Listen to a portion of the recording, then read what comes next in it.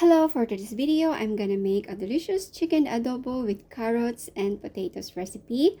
And here are the prepared ingredients.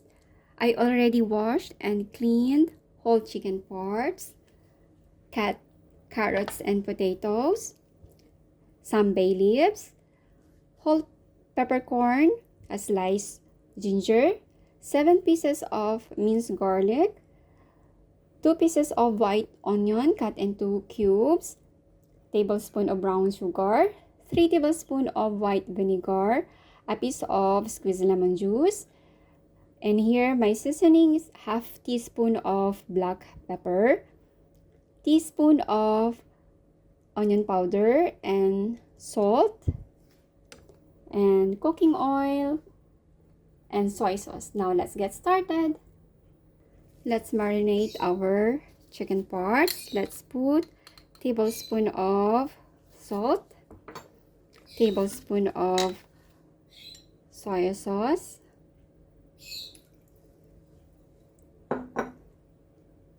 put in our squeezed lemon, and black pepper.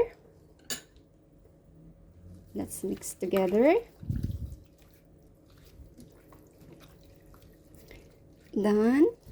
And let's marinate for about 10 minutes. In our cooking pan, let's put cooking oil. Wait until our oil become hot. Once our oil hot, let's fry our prepared potatoes and carrots. Fry for about 2 minutes. And after 2 minutes, let's remove our carrots and potatoes from the heat. After removing them, all set aside.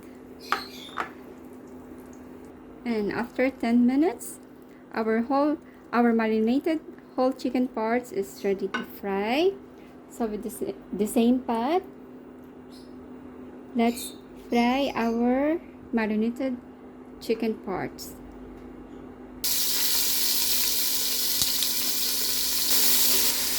Fry our marinated chicken for 1 minute.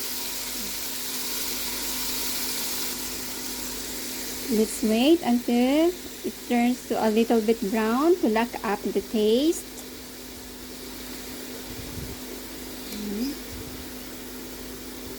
And let's turn that on the other side.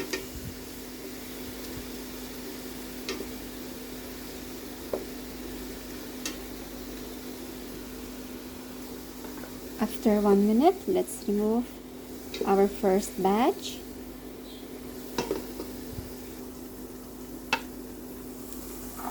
Now let's fry our second batch.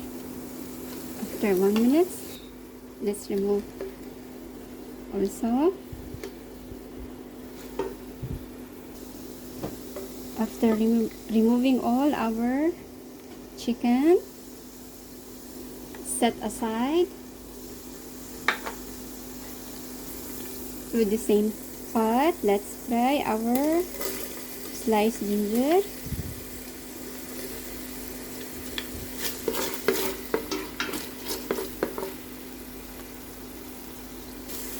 Fry it until it releases the aroma. Once you smell the aroma, let's add our minced garlic and fry for a few seconds.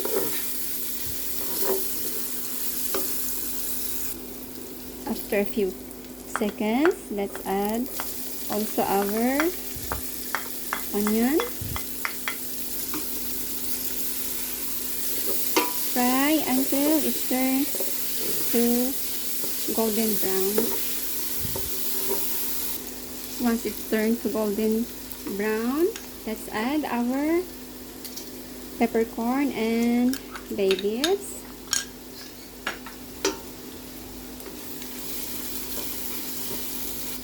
And now let's put back our fried chicken parts.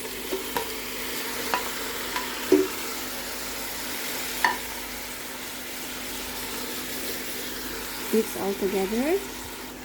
And let's add our prepared seasonings.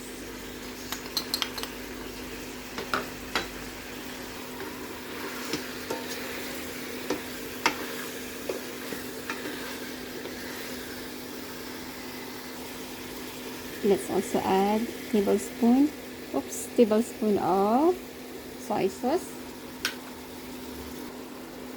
Add a glass of water and cover it for about 10 minutes. After 10 minutes, let's add our white vinegar and brown sugar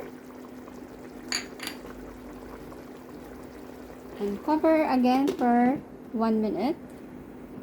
After 1 minute, let's add our fried carrots and potatoes.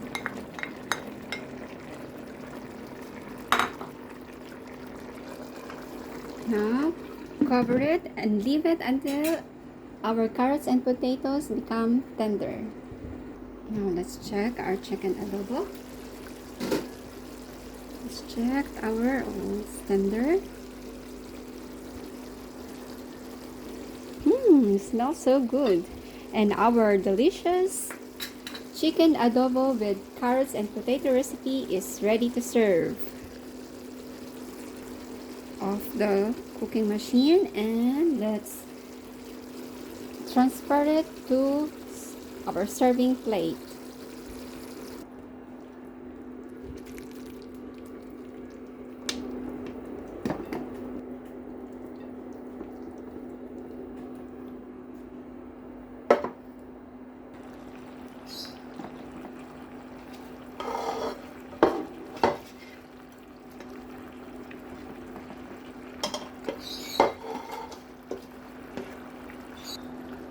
And our delicious chicken adobo with carrots and potato recipe is ready to serve.